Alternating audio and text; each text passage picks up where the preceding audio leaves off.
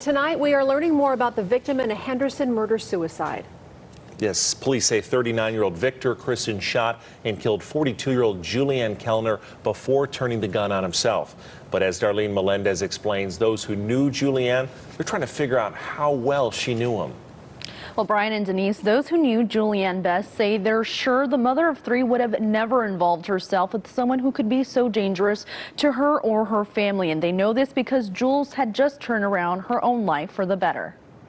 What does today have in store for me? Just months ago, Juliane Kellner spoke candidly of her past involving addiction, violence, and sexual abuse. I will continue to live a life that is blessed, not broken. It was a normal evening for Jennifer Bratton and the rest of their women's ministry that now means so much more. It was super important for her to have that recorded, and now I can kind of see God working there. Jules was found dead Wednesday at the Palms Villas apartments by Henderson police in an apparent murder-suicide.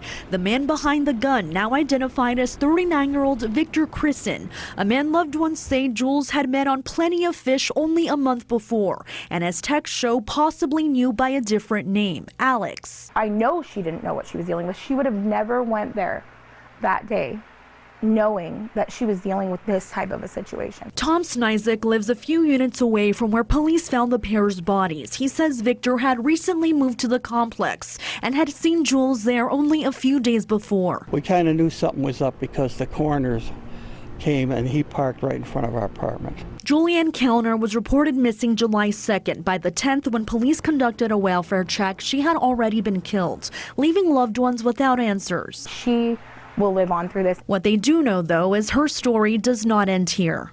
I don't know how my story will end, but I do know this. Nowhere in the text will it ever read, she gave up. Amen. Loved ones are also using this as a moment to stress safety after meeting someone online. Juliane leaves behind 3 children who are trying to get her body back to Florida. We'll include a link to their GoFundMe page on our website, LasVegasNow.com, if you'd like to help. Denise and Ted. All right, Darlene, thank you.